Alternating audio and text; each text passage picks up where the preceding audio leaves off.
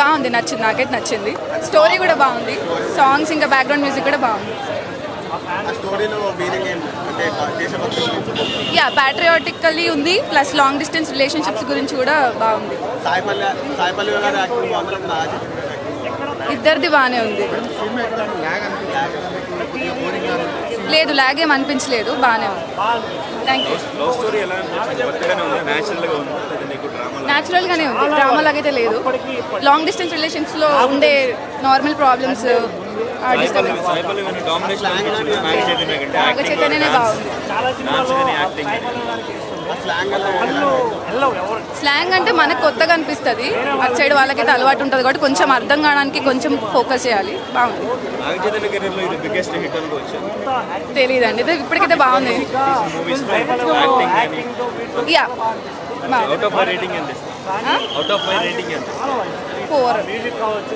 కొంచెం second half లో కొంచెం పెట్టింది బాగుంటుంది. ఆ జైల్ సీన్ కొంచెం అన్నెసరీ అనిపించింది, పెట్రోల్ సీన్స్ అనేది కొంచెం అన్నెసరీ అనిపించలేదు.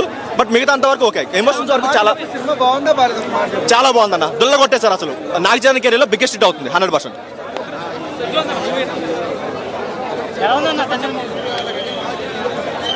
యా చాలా బాగుందన్న. సో మెయిన్గా చెప్పుకోవాల్సింది డిఎస్పీ బ్యాక్గ్రౌండ్ స్కోర్ గురించి. నెక్స్ట్ లెవెల్ ఉంది బ్యాక్గ్రౌండ్ స్కోర్ అసలు.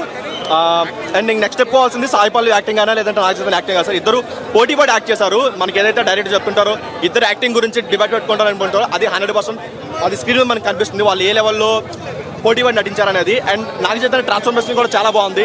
అండ్ సాయి పల్లవి స్లాంగ్ అయినా సరే లేదంటే హీరో స్లాంగ్ అయినా సరే చాలా బాగుందన్న. చాలా అంటే నేను శ్రీకాకుళం వచ్చాను కాబట్టి నాకు ఆ స్లాంగ్ తెలుసు, ఈజీ కనెక్ట్ అయిపోతాను నేను, కాబట్టి నా వరకు నేను చాలా కనెక్ట్ అయ్యాను అన్న సినిమాకి. సో చాలా బాగుందన్న. హైలైట్ అంటే డిఎస్పీ బ్యాక్గ్రౌండ్ అండ్ వీళ్ళ యాక్టింగ్ అండ్ సినిమాటోగ్రఫీ అన్న, వీటి వరకు చాలా బాగుంది. మెయిన్గా లవ్ స్టోరీ ఫస్ట్ నుంచి మనకి ఏదైతే ఓపెన్ టైటిల్స్ పడతాయి అక్కడ నుంచి ఒక లవ్ స్టోరీ అన్నట్టు మొత్తం ప్రొజెక్ట్ చేశారు. ఆ కొంచెం ఆ పెట్రాజం అనేది కొంచెం అన్నెసరీగా తీసారనిపించింది. డ్యాన్స్ ఒక సాంగ్ బాగుంది, డ్యాన్స్ ఒక సాంగ్లో బాగుంది, ఆ శివుడు సాంగ్ చాలా బాగుంది. సాయిపాల్ నెక్స్ట్ లెవెల్ అయితే ఆ సాంగ్లో చేసింది. అండ్ సాంగ్స్ మిగతా సాంగ్స్ పిక్చర్స్కి వచ్చేసరికి మొత్తం చిట్టితల్లి ఆ బుజ్జితల్లి మొత్తం ఫస్ట్ నుంచి లాస్ట్ వరకు ఆ ఒక్క బీజిఎం మోగుతుంది కానీ వినడానికి చాలా బాగుంటుంది అన్న, చాలా బాగుంది. అండ్ క్లైమాక్స్లో ఒక బుజ్జితల్లి సాడ్ వర్షన్ ఉంటుంది, అది నెక్స్ట్ లెవెల్ అసలు. ఒకప్పుడు డిఎస్పీ సాంగ్స్లో ఒక సాడ్ సాంగ్ ఉండేది కదా, ఆ లెవెల్లో వచ్చింది, అంతకు మించి కూడా వచ్చింది ఆ సాంగ్ అయితే.